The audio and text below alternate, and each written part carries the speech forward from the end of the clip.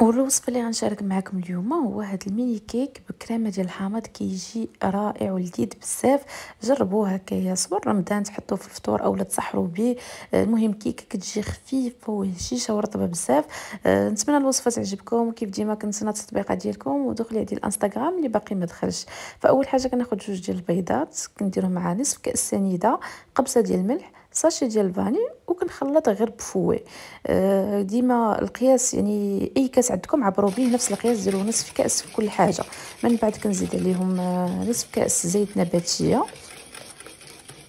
وانا كنخلط غير بشويه كما قلت لكم هكا غير بفوي. يمكن لكم ديروا باتور الا كتبغيو، سينو هكايا غير فوي راه كافي الغرض، لان غنديروا غير هذوك لي ميني كيك.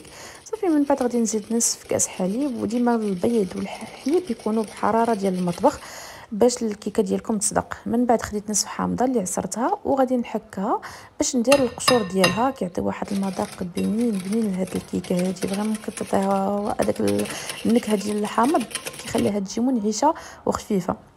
من بعد كنبدا نزيد الدقيق تدريجيا وانا كنخلط، ومعهم خماره.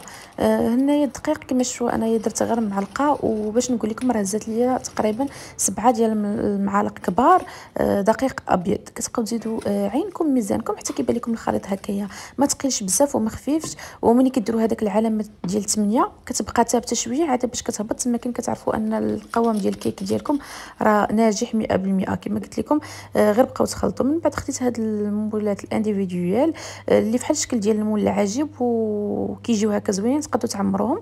كندير تقريبا جوج المعالق كبار في كل وحده.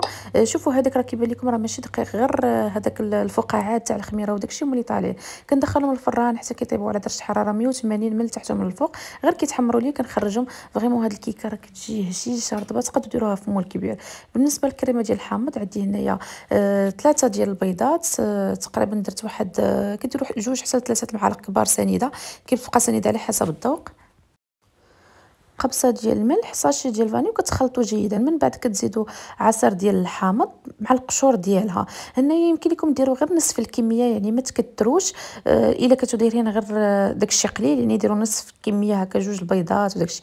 زدت هنايا واحد جوج المعالق كبار اولا 3 ديال المايزينا حتى هما هي، وكتخلطوا جيدا. كما قلت لكم يمكن لكم ديروا غير نصف الكميه ماشي بالضروره.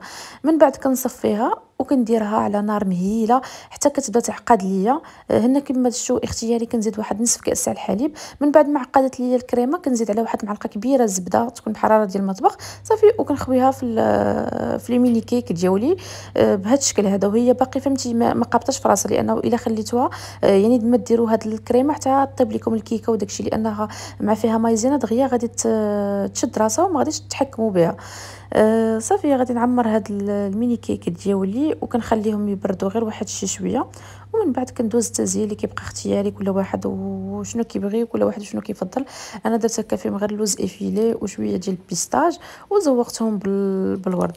شوفوا من الوصفات اللي كتجي بنينه بزاف فريمون هكايا. كما قلت لكم تقدروا تعمروا بها الطبله في رمضان، ديروها هكا تسحروا بها، ديروها لوليداتكم. بالنسبه للناس اللي وليداتهم كيبقاو خدامين في رمضان هكايا كفكره من الافكار ديال لانش بوكس.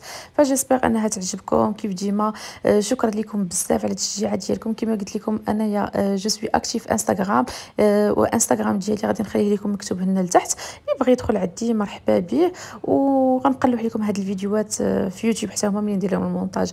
فبسلام عليكم، الى فيديو مقبل ان شاء الله، وتسناو فيديوهات